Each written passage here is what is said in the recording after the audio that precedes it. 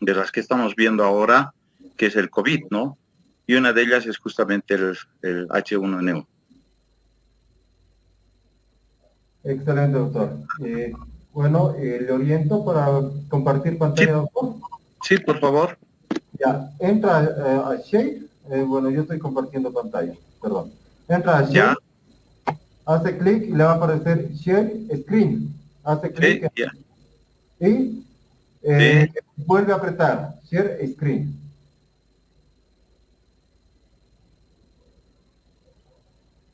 bien. Ahora hace clic en una pantalla que le va a aparecer en el medio, hace clic y en compartir.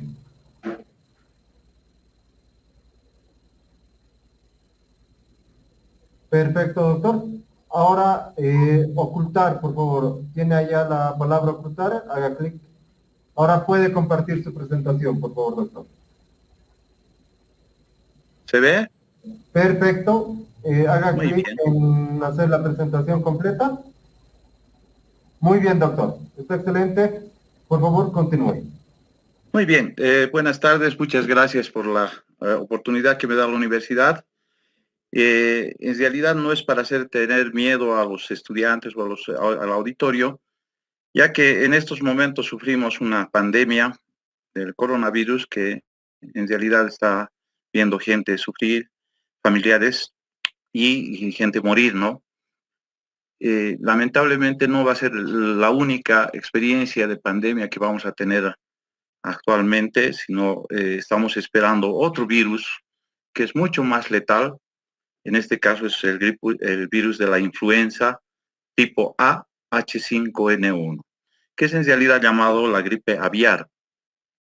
Desde el 2019 a nivel mundial ya se está, desde el 2009 en realidad, el mundo ya está preparándose para este virus que estamos esperándolos. Puede darse hoy día, puede darse mañana, puede darse de aquí a 2 años, 10 años, 20 años, no lo sabemos cuándo aparecerá este virus. ¿Y por qué es importante revisar esto?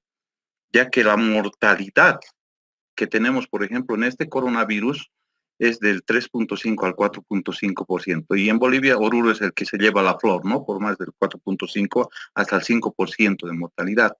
En este virus de la influenza, por eso traigo acotación en este tema, la mortalidad supera el 50%. O sea, realmente es un virus que va a ser mortal para si es que llegara, ¿no?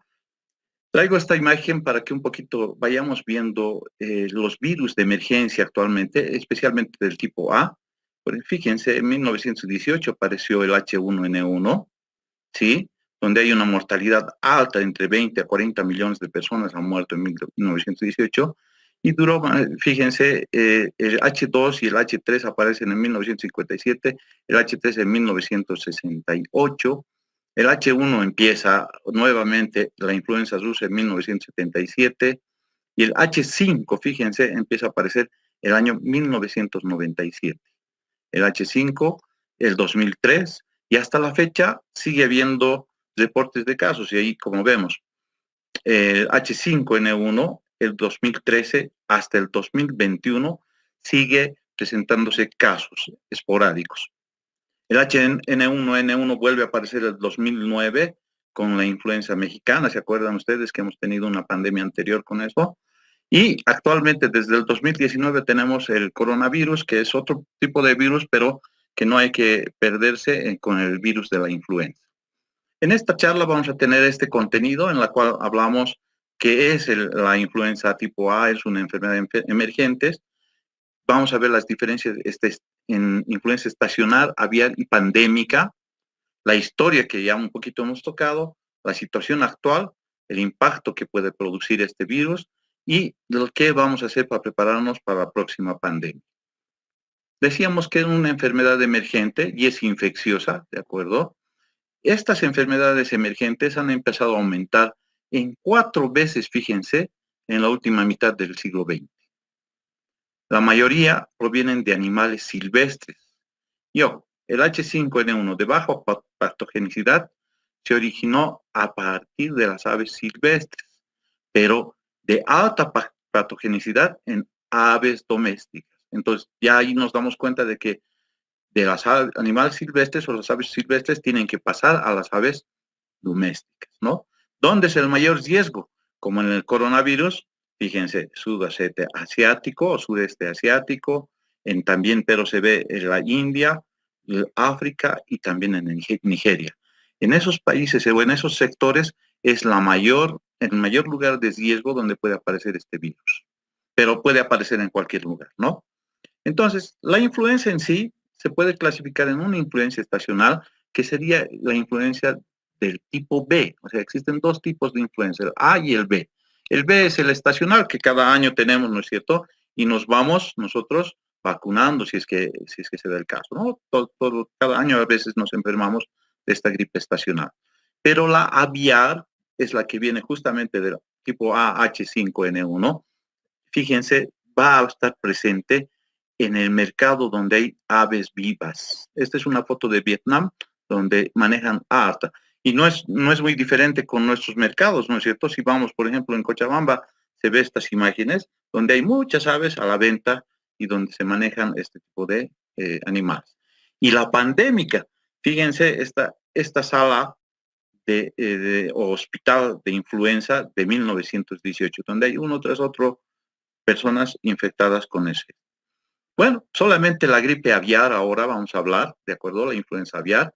Ya habíamos dicho que es una enfermedad de las aves, o sea, todas las aves deben tener o tienen este virus en su cuerpo cuando les contagian y pueden estar en animales salvajes o domésticas, ¿de acuerdo? Estos dos tipos de aves, ya sea domésticas o son el reservorio natural del virus. Este virus de la gripe aviar puede ser transmitido a humanos, pero es raro. Está documentado con el H5, H7 y H9, ¿de acuerdo? Ahora, el H5N1, este virus, ha sido capaz de infectar a los seres humanos y obviamente otros mamíferos. Es potencial que se pueda convertir en un virus pandémico. Como ahora aparece el coronavirus, de la influenza puede aparecer un virus pandémico. Y ojo, es de alta letalidad en humanos, habíamos dicho más del 50%. ¿Cómo se transmite la influenza aviar? Fíjense, aquí tenemos un virus, ya, aviar, ¿sí? Y tenemos de aves silvestres y tenemos un virus aviar de aves acuáticas, ¿ya? Puede haber una recombinación de estos dos y formar un virus recombinado. Fíjense allí, un virus recombinado entre este y pasa este virus recombinado a las aves domésticas. Y de las aves domésticas, a través de, fíjense, las heces fecales, la sangre y secreciones respiratorias de las aves, puede pasar al ser humano. ¿Sí? Nos damos cuenta que tiene que haber un virus recombinado. Y esa es la forma de pasar al ser humano. ¿Sí? Y ahí vamos, fíjense, es una amenaza mundial este H5N1, ¿de acuerdo? Porque ya es zoótica en aves domésticas en muchos países, como en estos, ¿no? Egipto, Indonesia, Nigeria, Vietnam, ya están ahí. Y afecta a 50 especies de aves y 10 mamíferos. Entre los mamíferos está el humano también. Pero fíjense, puede haber roedor, cerdo, hurón, perro silvestre. Y aquí nos vamos a dar cuenta de que la gripe de la influenza AH1N1 que se ha creado en México ha venido justamente de un cerdo. ¿Se acuerdan, no? Fíjense, por cada humano infectado hay 1 millón de aves infectadas. Y ahí nos podemos dar cuenta de que a veces vemos en las noticias, dicen, en Hong Kong se ha eliminado más de 3 millones o 10 millones de aves. O sea, entonces, es porque están cuidando de que no se vaya a formar un virus pandémico. ¿De acuerdo? Ahora, aquí tenemos una historia más o menos de cuándo ha sido detectado los episodios de influenza aviar en humanos. En 1997 es el primer año, ese año ha sido donde se ha detectado el H5N1 aviar transmitido a humanos, en donde ha causado enfermedades respiratorias leve a severa a fatal. ¿De acuerdo? Fíjense, el 2003 ha vuelto a ser detectado, el 2004, el 2008, ¿sí? Pero desde el 2003 hasta el 2020, fíjense, desde el 2003 al 2020, se ha detectado 861 casos, de los cuales 455 son fallecidos, más del 50% de fallecidos, ¿no es cierto? El H9N2 de 1998 y el 2003, que ha causado una enfermedad respiratoria leve. El 2003, el H7N7, más de 80 casos confirmados, la mayoría solamente conjuntivitis y un caso mortal. El 2004, el H7N3, 2 casos de conjuntivitis. Y el 2003, un caso respiratorio no mortal. Ya hemos dicho que desde el 2003 al 2020, 861 casos, en los cuales el 50% ha sido mortal. Fíjense, en Hong Kong, justamente el año 1997, allí es el año donde se ha pasado el virus de la gripe aviar al humano, se ha encontrado, fíjense esto, desde mayo de 1997 el primer caso, pasa a noviembre, empieza a haber otro caso, y en diciembre empieza a haber este número de casos. En realidad, 18 casos habidos en ese entonces, ¿ya? Y aquí, volvemos al anterior, fíjense, empieza a subir los casos, y empieza a haber la matanza de pollos en Hong Kong, y empieza a disminuir en diciembre la cantidad de casos que ha habido. Y estas fotos van relacionadas a eso. Fíjense cómo manejan las aves domésticas y algunas silvestres en algunos mercados. Fíjense, estos estudios de cohorte de la CDC del 1997 dicen que hay cero prevalencia en aves, fíjense, de corral en 1525 y en el personal de gobierno 293. ¿Sí? Después de que matan las aves de corral, el 20% de todas esas aves han sido positivas para el H5. El 10% de criadores de aves de corral y el 3% de personal de gobierno presentaron anticuerpos contra el H5. Entonces, ya existe la transmisión de ave a ser humano. ¿De acuerdo? El otro estudio de control en hospitales de CDC se lleva a la evidencia de que hay una baja transmisibilidad de persona a persona. Eso es el R0. Han debido escuchar ahora en esta pandemia, han hablado mucho del R0, en el que dice la capacidad del virus de transmitir de una persona a otras. Al comienzo de la pandemia del coronavirus, el R0 era de 3 a 4.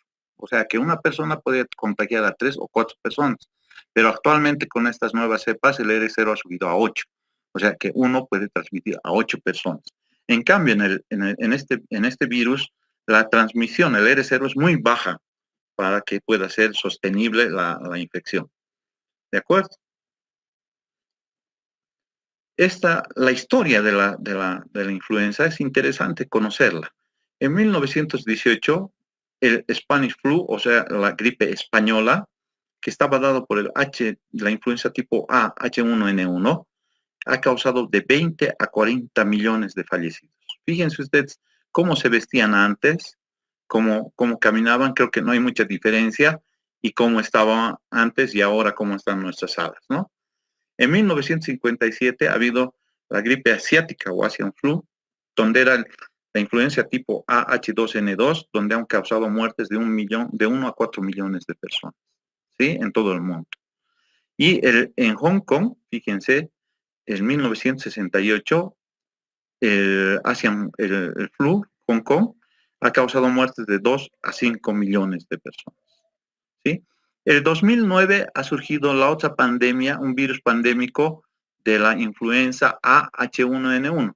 Traigo esta foto ya que es la foto donde en el hospital que trabajo, donde se ha abierto un área de influenza ese año, fíjense, el 2009. Entonces, es interesante valorar, más bien esta influenza H1N1 tenía tratamiento, es el oseltamivir, que ha disminuido mucho la muerte, pero de todas maneras tengo estadísticas que en Oruro han fallecido aproximadamente 50 personas con ese virus y que hasta ahora siguen muriendo, solo que las estadísticas ya no se las toman en cuenta porque ya no se reporta, ya no se hacían mucho tamizaje de este virus. Y actualmente existen vacunas. Cada año nos hacemos vacunar para la influenza H1N1. ¿Cómo puede generarse un virus pandémico? Ya hemos dicho que hay transmisión de baja, poca entre aves, el virus de la influenza al humano. Es muy baja. Pero si se crea un virus pandémico, ahí sí estuviéramos en problemas. Este es el virus que estamos esperando a nivel mundial, el virus de la gripe aviar. No esperábamos del H1N1, tampoco esperábamos del coronavirus. Pero a este virus sí lo estamos esperando porque la mortalidad es muy alta. Volvemos a hacer el virus aviar, de acuerdo, de aves silvestres, el virus aviar de aves acuáticas, se juntan los dos virus y crean un virus recombinado, ¿de acuerdo? Este virus recombinado puede pasar a las aves domésticas. Hasta ahí estamos bien. Y esta puede pasar a los humanos, hemos dicho, ¿no? Pero es raro. Está documentado como lo hemos revisado, pero es raro. Pero ¿qué pasa? ¿Qué pasaría si en este momento que se junta este virus recombinado en el humano y está nuestro virus de la gripe, ¿se dan cuenta? Se juntan los dos y crean un virus recombinado pandémico aviar humano.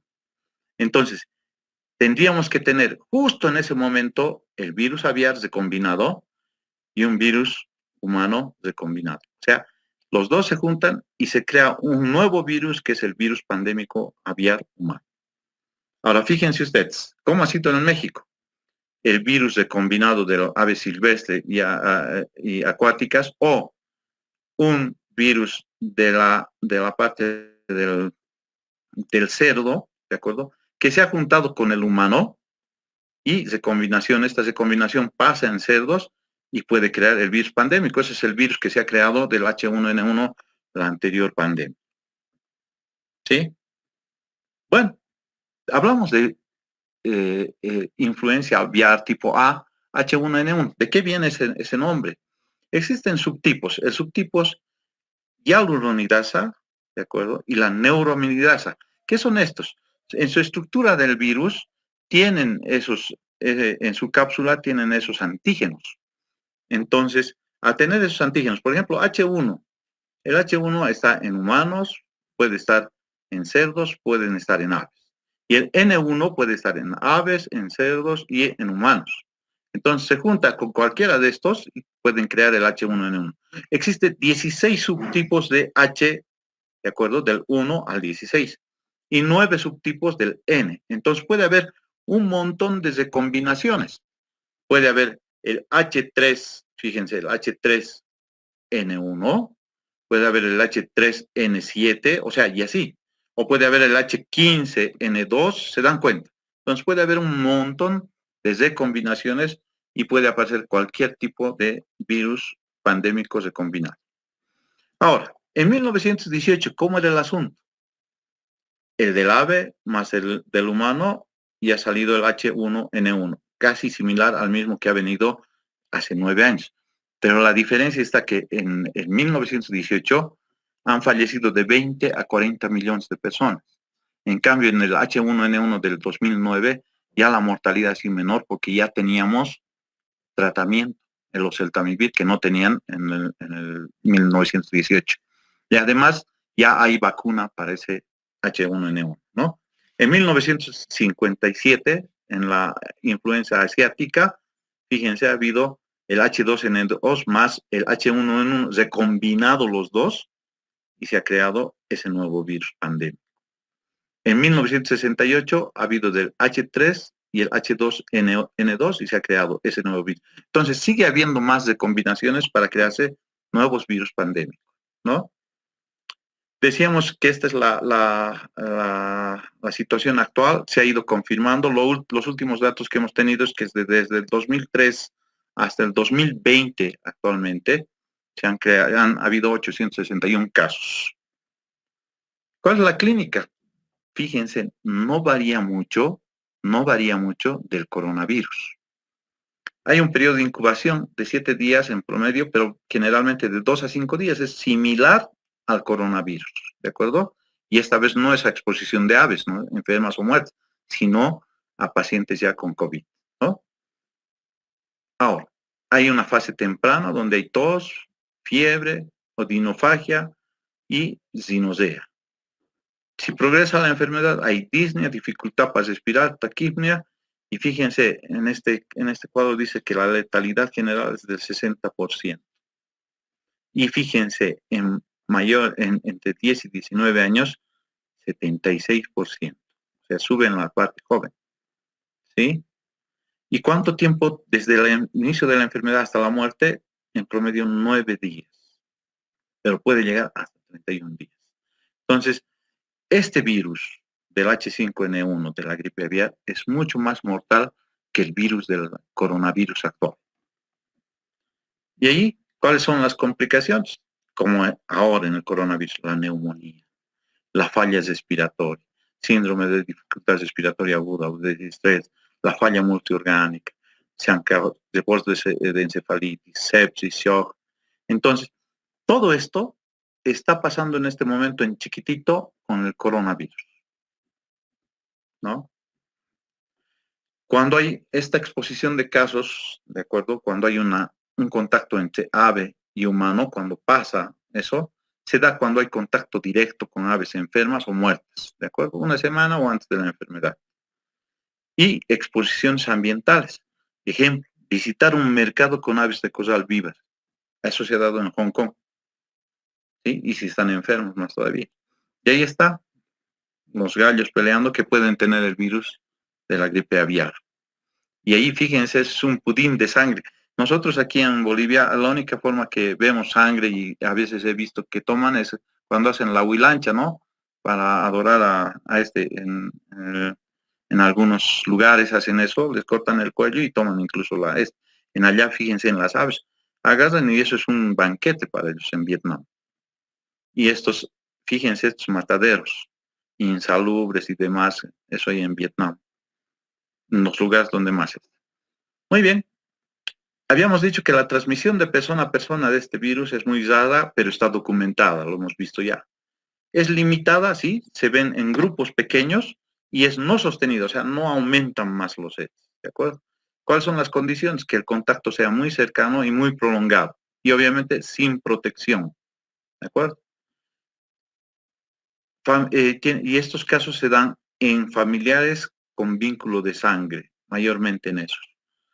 Transmisión nosocomial se ha dado de un enfermo a un trabajador de salud y de un enfermo a un familiar. Se ha documentado. O sea, existe ese paso de humano a humano, pero ya lo hemos dicho que es limitada y no es sostenible. El 25% de todos los casos de H5 son parte de conglomerados, o sea, en grupos. La mayoría de 2 a 3 casos. El más grande, fíjense, 8 casos, 7 confirmación probable. La transmisión ha sido zoonótica, ¿ya? Entonces, fíjense, en 10 países se han detectado 2 casos con nexo y el 90% de los conglomerados han ocurrido entre miembros de una misma familia. Causas de una pandemia y dónde estamos en este momento con el H5N1. Primero, emerge un nuevo virus de influenza para el cual la población no tiene inmunidad, es como el coronavirus. Ha emergido y nadie tenía defensas para eso. Con el H5N1 es igual, no tenemos defensas para eso. ¿El nuevo virus es capaz de replicarse en humanos y causar la enfermedad? Hemos dicho que sí, es. ¿El nuevo virus puede ser transmitido eficientemente de persona a persona? Habíamos dicho que no, es limitado y sostenido. Entonces, aún no es. El día que salga un virus pandémico recombinado y pueda ser transmitido fácilmente, incluso por la vía aérea, como es el coronavirus, ahí sí ya vamos a estar frente a una pandemia de catástrofes mayores a la que estamos ahora. ¿Sí? Fíjense, esto es para ver las fases de una pandemia y dónde estamos con el H5N1 y vamos a extrapolar con el coronavirus, ¿de acuerdo? Existen 6 fases, ¿de acuerdo? Y un periodo post-pandémico. La primera fase, donde no se ha detectado nuevos subtipos, ¿de acuerdo? De virus de influenza humano, y está ahí tranquilo, pero hay un riesgo de infección. La fase 2 no se ha detectado nuevos subtipos de virus de influenza, sin embargo, un subtipo de virus de influenza circula en animales y tiene un riesgo considerable. Fase 3 ya entra periodo de alerta pandémica. La infección es humana con un nuevo subtipo, pero sin transmisión de persona a persona. En raras ocasiones de transmisión de contactos cercanos. Hemos dicho que ahí podemos estar, ¿no es cierto? Y ahí estamos. Allí ya estamos en fase 3 de alerta pandémica para el H5N1. Pero fíjense, ¿dónde estamos con el coronavirus? Fase 4, conglomerados pequeños con limitada transmisión interhumana, pero diseminación es altamente localizada. Eso estaba cuando empezó en Wuhan, ¿se acuerdan? Y fase 5, conglomerados grandes por transmisión interhumana aún localizada. Eso era Wuhan. Sugiriendo que el virus está adaptándose mejor a los humanos, pero aún no es totalmente transmisible. Y el periodo pandémico es la fase 6. Pandemia, transmisión creciente, sostenida en población general. ¿En dónde estamos con el virus del coronavirus? En fase 6. Todavía no estamos en el periodo post-pandémico. Ahora, fíjense, en Latinoamérica, el impacto que habría un virus pandémico que se vaya a crear en 8 semanas, ¿ya? Fíjense, hay un escenario moderado y un escenario severo, ¿de acuerdo? El severo se ha dado en 1918, donde ha habido más de 20 millones de personas fallecidas, ¿ya?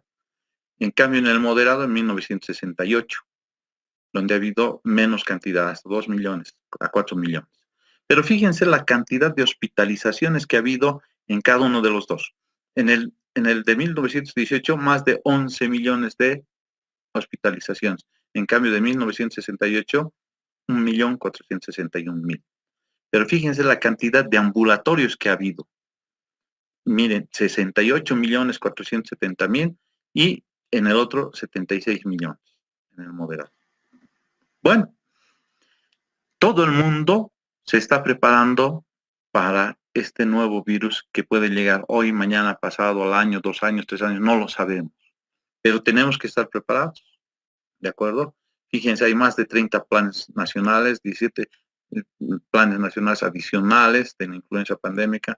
150 países tienen algún tipo de plan nacional. Los planes son de calidad y complejidad, ¿no es cierto? En estos planes nacionales deben estar metidos absolutamente todos, ¿no es cierto? Nivel nacional, local y municipal en nuestro medio, ¿no? Fíjense, tiene que ser una preparación multisectorial. La salud animal estaría metida aquí, ¿no es cierto? No sé exactamente, sería bueno averiguar si existe un plan en Oruro o en Bolivia, en algún departamento de Bolivia, en el que van testeando a la gripe aviar en Bolivia. La sociedad obviamente tiene que estar metido, la economía, los gobiernos y la salud humana, ¿no? Para poder prepararse tenemos que tener lo que ahora estamos viendo que no existe.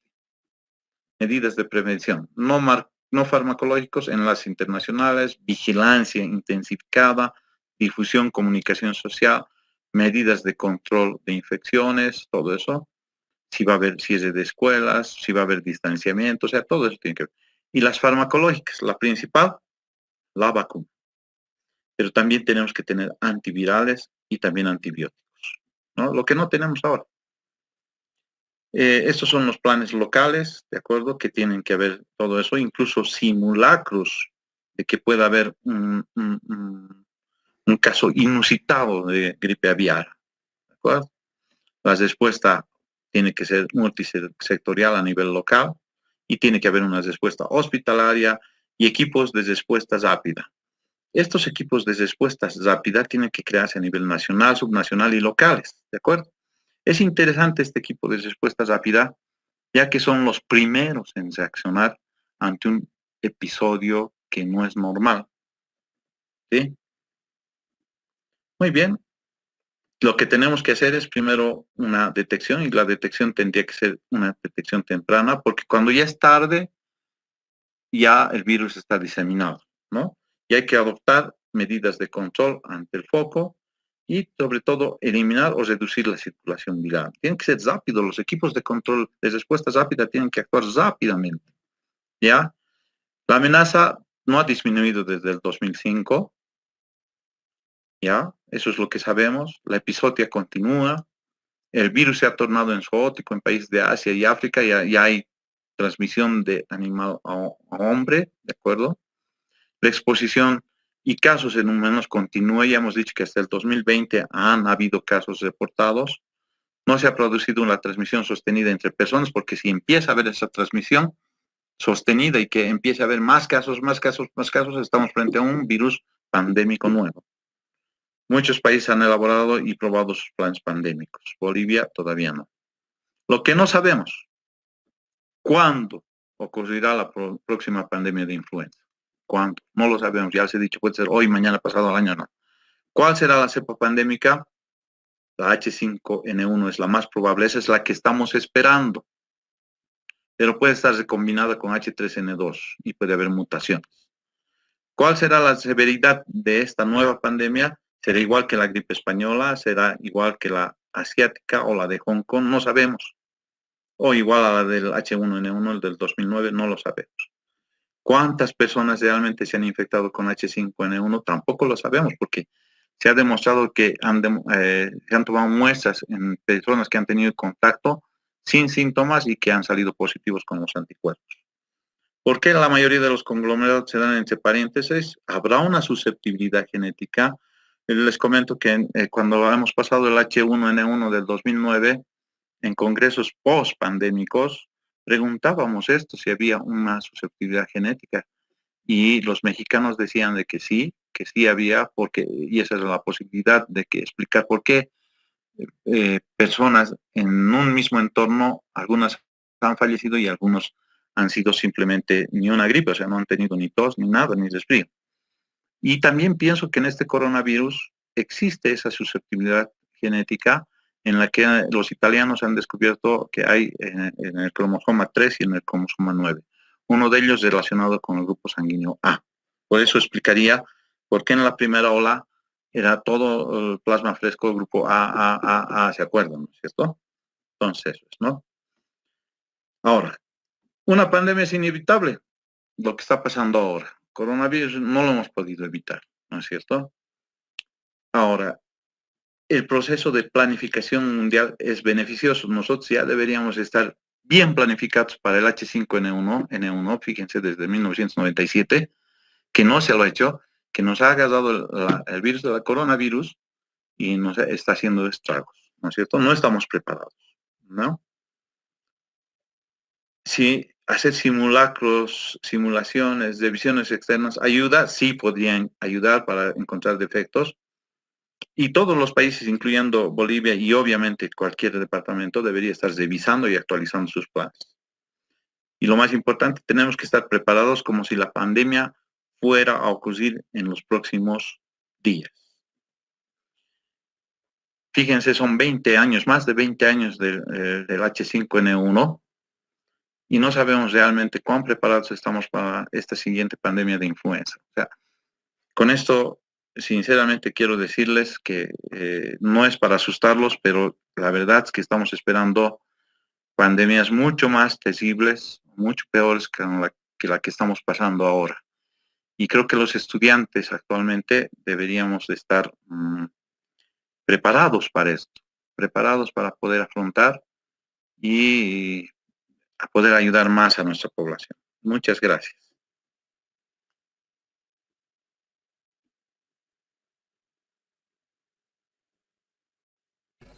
Bueno, doctor, muchas gracias por su participación.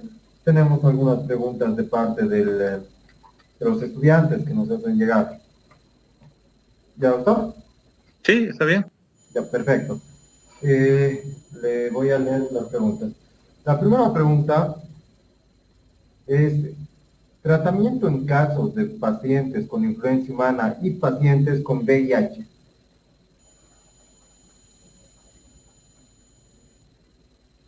Doctor, ¿me escucha?